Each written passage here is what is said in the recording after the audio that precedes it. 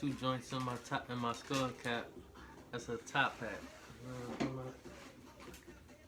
This Indiana Underground. Who do we got with us here today? Man, it's Dub. You know what it is, man. And where you from? From the Northwest Indiana region, you feel me? 219 from the Edna Miller area, but raised up all around. True. What would you say your childhood was like growing up Adventurous. in terms man. of schools and all that kind of Just stuff? spontaneous kid, man. Real lawbreaker. Did what I wanted. Didn't have no daddy around. So, other than that, man, in and out of school, kicked out. Made a lot of friends. Real social. You know what I'm saying? Didn't really focus on school, work, or class. I went to Maywood Elementary in Hammond, Wilson Elementary. You feel me? where we met. I went to Gavitt for like 2 weeks and got kicked out, man. And I had to They go to shutting like, Gavitt down. R.I.P. Gavitt. yeah, all day. And I had to goddamn go to Edgewaters after that, man, and put me in some little alternative school type shit. But yeah, I always been like a problem child, man. So school really wasn't like the thing for me. But I made good friends though. I know a lot of people. Would you say you was a problem child, like a bully, or more like a class clown in terms of like problem child? Well, you would know for sure, because I'm definitely a class clown. No bully shit this way though. You know what I'm saying? Just a real joyful person, like to make people laugh. You know what I'm saying? Goofy, joke around, do things for attention, get the girls' attention, little shit like that, man. What did you play sports and things like that coming up? Hell yeah, man. I was always good with the older people and always trying to be on the court, challenging myself, challenging others. When the bet was on the table, Dub was up there. Basketball, football was one of my things. So yeah, I was always, you know what I'm saying, out there. What made you start rapping and doing music? Man, I stayed in the HMD area, man. I'm originally born in Minnesota, but we moved out here. My mom was from Gary. So we got there, stayed in Hammond, man. Rick Jill shot on the what in my backyard, you know what I'm saying? And just seeing that, man, just going to get a haircut off, you know what I'm saying, over there by Hammond High and shit, and just seeing all the posters, bro, just seeing Rick just everywhere, and people like Fillmore. My sister dated Fillmore from the Grind family. They had him pull up in, you know what I'm saying, Columbia Circle in the limousine on the magazine with 50 Cent type shit, like in the Vibe magazine, was just like, it just put a whole vibe in me, especially that I've already loved music. So just to see it up front in my face was like, yeah, this is this for real. On the Well is definitely an anthem. Definitely an anthem. So how old were you when you started doing music yourself, in terms of like when you first heard your voice yourself, in terms of like maybe recorded a song or rap to somebody else? Before I go that far, man, I want to say shit. When I was like 10, 11, you know what I'm saying? My cousin, Ronald Adams, man, he's a DJ now, but it was a game on like a PlayStation, man, where you can goddamn make beats and stuff. And including FL Studio came out some years after that. So I really originally started making beats and messing with beats before I thought I could rap. What game is that you talking about? Man, I can't tell you the name of the game, but I can tell you that FL Studios came out years after that, because that's what really was famous. That game on PlayStation really wasn't taken that serious, but it was like a beat making game. Okay. And then at 12 years old, shit, I just started rapping. It was like a cassette player. You kind of like basically delete everything that's on the tape that's recording or whatever, and you rap back on it and you can hear yourself on it. I ain't started really recording in no studio, man, so I was like fucking 21, 22, 20 or something like that. You know what I'm saying? What about the first person that you met rap to who was like, oh yeah, you got bars, you should definitely keep doing your thing, or the person was like, you need to get in the studio, or you know what I'm saying, the person who was like, you know what I'm saying, man, you got a talent here. Sad to say, man, them people gone.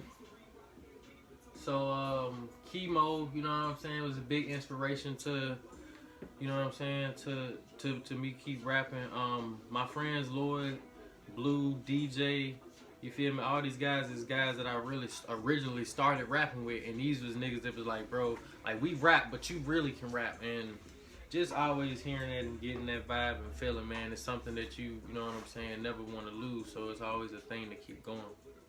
You definitely you mention them in your songs too a lot in terms of Blue especially. You know what I'm saying? That's the name that ring bells when I hear it. Uh, who was one of your biggest haters? Who was a person who, or not even like your biggest haters, like maybe you was performing and you didn't get a reaction that you may have wanted, something like that. I can't really speak.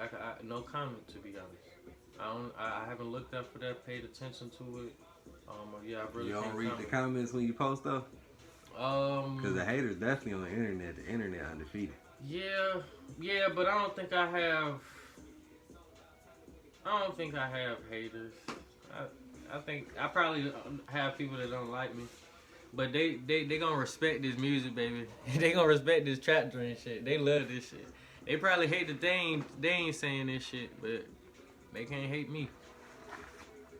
Who are some rappers from Indiana that you mess with in terms of like their music, or maybe like that you just know and want to shout out? Man, shit, goddamn, that list would be long. But first of all, it'll be these brothers right here, man. My boy Matt, you feel me? Trap Tees in the motherfucking building. You feel me? Straight like that. My boy Main Villain, Deanna Nicole, Father Time, Thugged Out, goddamn, Will Skrill, Field Mo from the Grind family. Just a lot of people, man. I can go on for days. Yo Sign, Bobo, the whole Tyler.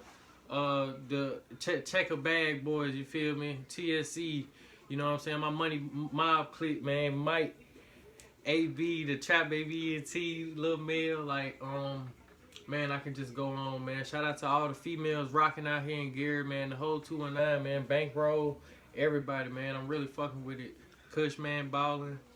You feel me? Just a lot of shit, definitely a lot. From the young G's to the OGs. Definitely a lot of people. Definitely a lot of people. Who would you say your target audience is for your music? Well, I'm gonna tell you this. You know, I'm a man with a plan. So right now, this specific music that I'm putting out at this current time, and some times to come right now, is only directed to the people of the struggle, the people from the streets. I'm just trying to fish these guys out right now. I'm trying to reel them in. I'm trying to give them what they want. You feel what I'm saying? This shit street, this shit trap, this shit that, but it also got a message that's gonna make you sit back and think like, okay, we gonna get this money, but you know what I'm saying? It is us getting this money making sense and what we doing with it. You feel me? So I'm just trying to get these guys thinking, man, that's really out here living his life, man, before I actually start making music for the world, for the people that's actually living their life. Where do you draw your inspirations from in your music? Because a lot of it just really sound like honest stories in terms of, you don't sound like you're trying to be too far-fetched in terms of like incriminating yourself or nothing like that, but it just sounds like you just being honest with your story. I ain't gonna lie, man. I do intentionally try to incriminate myself, because half the things that I've been through are cases that have been, you feel what I'm saying, thrown out or actually been taken care of. So with that being said, man, I live a real life. I don't have no reason to hold it back. I don't have nobody. I ain't confessing to no pope, no shit like that. So with that being said, man, when that beat come on, man, I speak what I feel. The cops can say what they want, do what they like. The niggas that was the ops of the people that we done did it to can do what they want. You feel me? I just speak real shit, man, because I really went through a lot of shit that I probably didn't even have to go through if I didn't make a lot of decisions that I made. When you do your music, when you do a show, do you? Because a lot of people when they do a show, they play their song and they rap over their song, or they might make a mix with their vocals a little bit lower, or they might have a mix without their vocals on it at all. Which one do you do, or which one would you prefer? Because I understand this too. In the early going, a lot of venues, especially if you're not the main event, they won't cater to your voice with the microphone. So that's why a lot of performers may have their vocals lower, Right. or rap over the Man, song. it's crazy that you speak about that, but man, I've only performed Trap Dreams, you feel me? So being that my first mixtape really was low in quality, I can't really speak too much on that as the performing thing, but I know I just go up there and I actually have my whole song play and then I rap over it. But now what I'm getting into and what I learned from my boy Willie Bobo, man, is to actually, it's better if you just go up there and actually play the instrumental. Definitely. And actually just rap your As lyrics. a fan, I definitely appreciate it when it's an instrumental and you will go. It depends. I Rap tell you your lungs this. out. It depends on how many people. I tell you that. Other than that, when it's a lot of people, it depends on the package of the room. Other than that, it is sometimes good to rap over your beat. But a lot of people do punching in one takes. That show at the concert as well. Mm-hmm. In terms of like if they could get it out in one take, Right. then they probably can perform it live over the instrumental. But a lot of rappers can't get it out in one take to perform it live over the instrumental. Right. Are you a punch in type of guy, or are you a one take kind Well, of see, guy? Or do you sometimes- do a mixture of both? I ain't gonna lie, it'd be good to have that song riding in the background, because I could be a dude that slip up every now and then that song could carry me. You know what I'm saying? Some shit like that. So, I'm not talking about in the show. I'm talking about in the studio. Oh, in the studio? Oh shit, there go the man right here. Look, I'm one take shorty. Or it's sometimes I might not be feeling it, or it might be a vibe off it. It's a few takes you just witness yourself. I might have to punch in a few times. I'm not gonna lie. So other than But that, you I'm weren't really really one punching take. in. You was really one taking. I feel like you was one taking and then Oh, just because going I was needing over. to start If over, you was yeah. looping it, Right. But when you say you was starting over, you was starting over and then Right. just doing the whole verse over. You were like, all right, stop me here. I'm about to jump in. You know what I'm saying? Right. No, because look, I do a lot of already having my shit together back at the crib. I voice record a lot of my songs. I perform them and practice them and perfect them before I actually even go to the studio to do it. I don't come to the studio to waste my time or this man's time or my motherfucking dime. Like I say, we can get into the music now. We can talk a little bit Yeah, about let's Trap get it. Dreams 1. Let's go. Where did the idea come from? Where did the whole Trap Dreams idea come from? Shit, man, goddamn. Just living this life, man. Living this life for just terror, paranoia, stress. You know what I'm saying? Every day not knowing when your dollar coming in or when the cops coming in. And just knowing that I've been talented all my life, and I put a lot of that shit to the side to make money every day and survive. This was always a dream of mine. You feel me? So Trap Dreams really stands for the dreams that we got trapped inside. A lot of folks gonna think it got something to do with trapping. That's rhetorical. That's what we had to do. But Trap Dreams stand for dreams that you have trapped, that you have yet to sort out or do or bring to reality. So just a young nigga in the trap, you know, dream, wanting to do shit big, wanting to actually hear itself on the CD, hear itself back. You know what I'm saying? What would you say are some of the key songs on Trap Dreams 1? The intro, number 8, Self Defense. You feel me?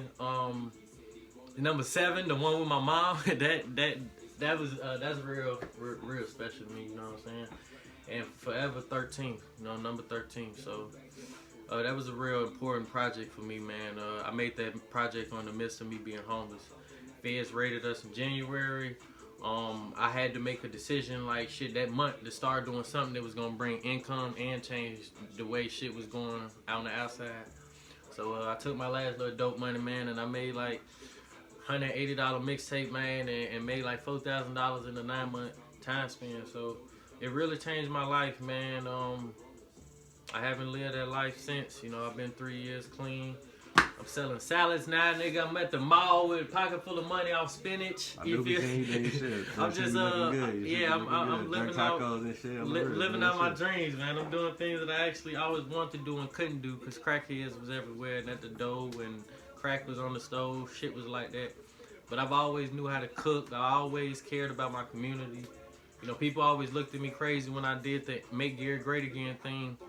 But it was like I always wanted to do something for my city. It just sucked that I had to do it when I didn't have nowhere to go.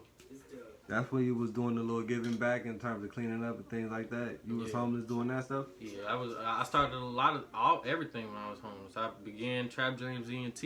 I made my first mixtape. Started a non-profit organization.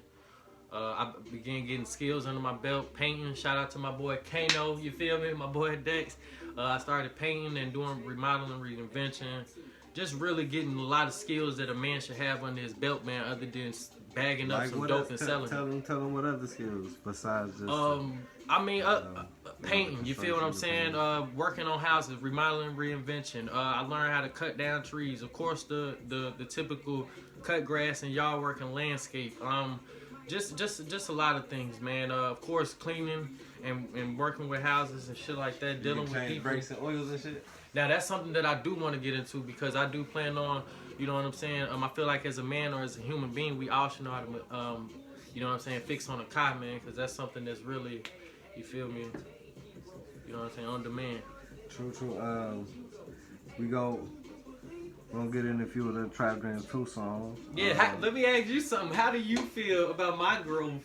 Because you are, you know what I'm saying, a friend of mine, and you are somebody that listened to my first mixtape, to the second one. So before we get into Trap Dreams 2, what do you think about my growth?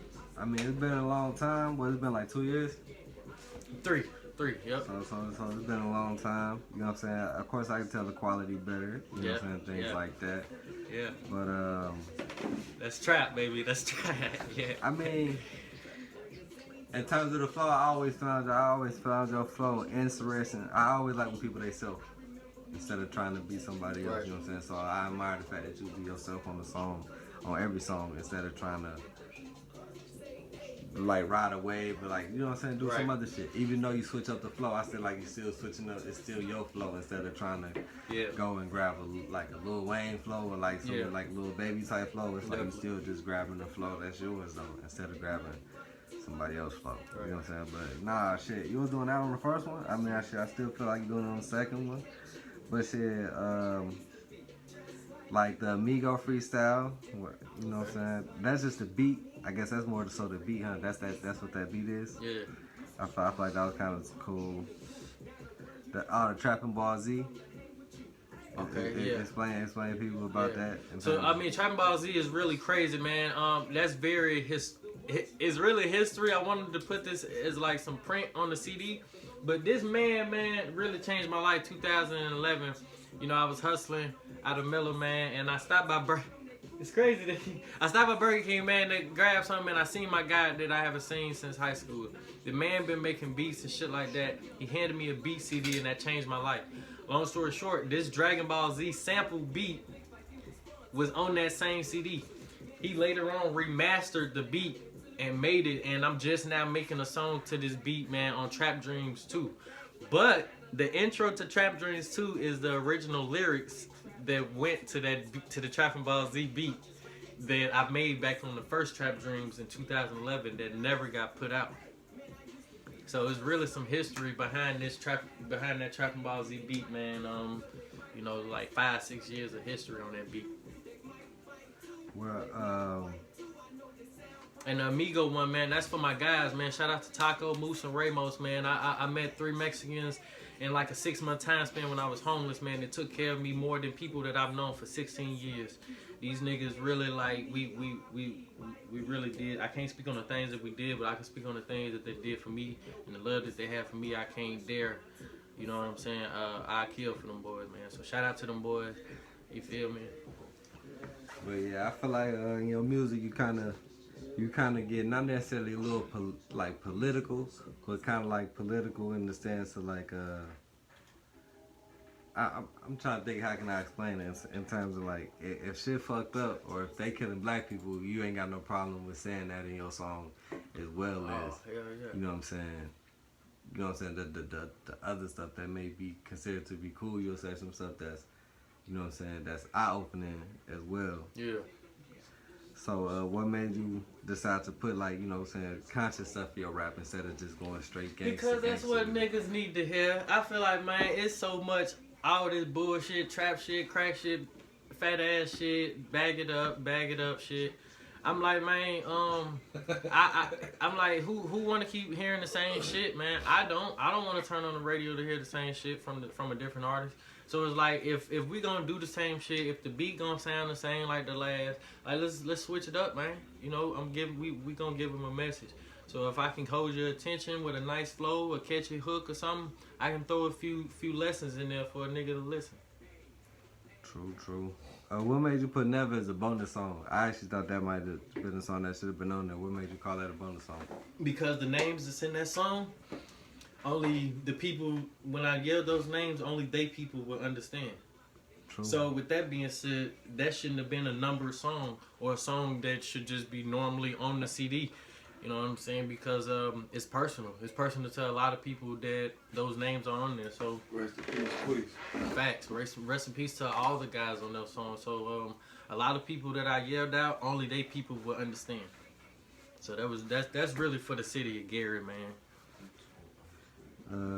Speaking of the city of Gary, they call the city of Gary the most miserable city to live in. Yeah. And we in Gary right now. But how do that make you, you know what I'm saying? How do that Makes me feel feel being down miserable. here? But no, just no. But no, it actually inspires me because the fact that we're in that miserable city or we're in the murder capital, man. I'm comfortable.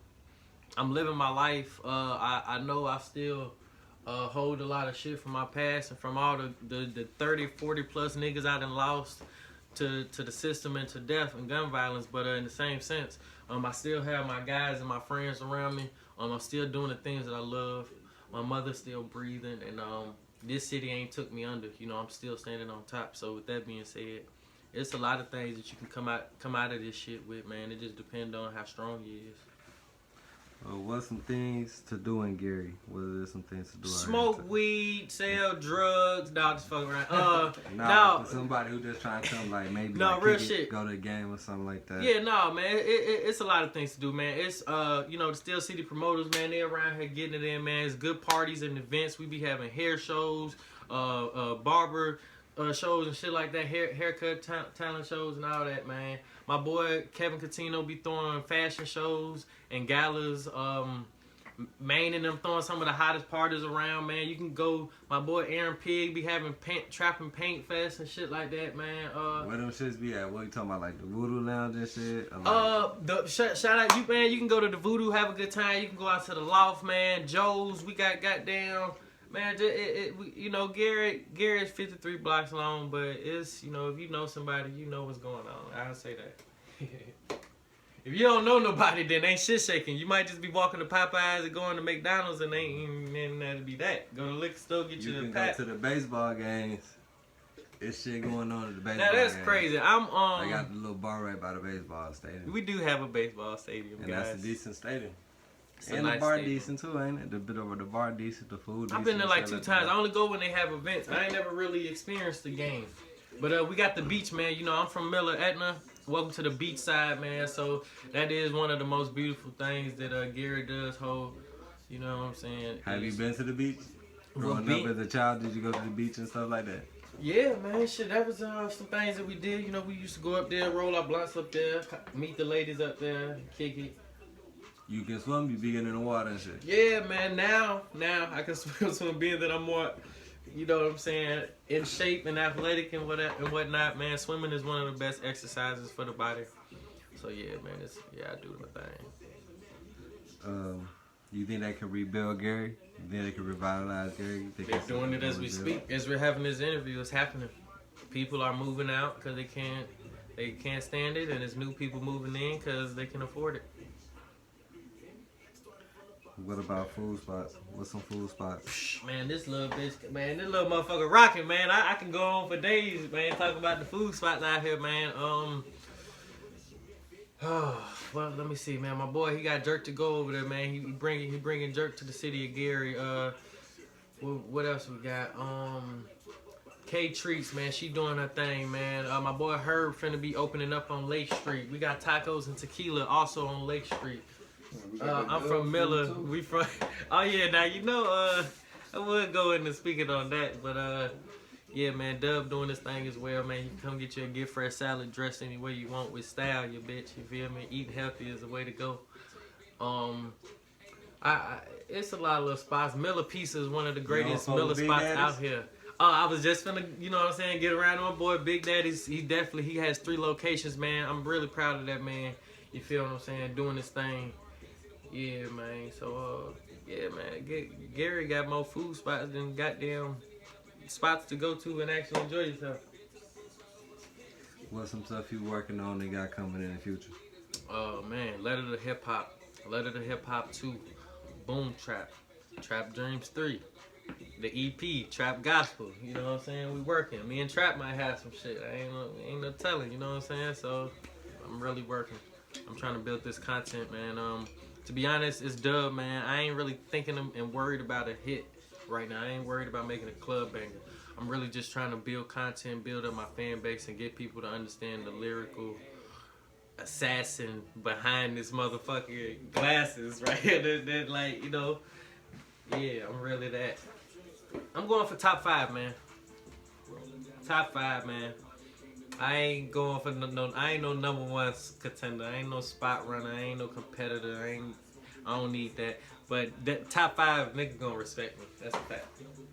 Man, I'ma murder you. What you think about battle rap?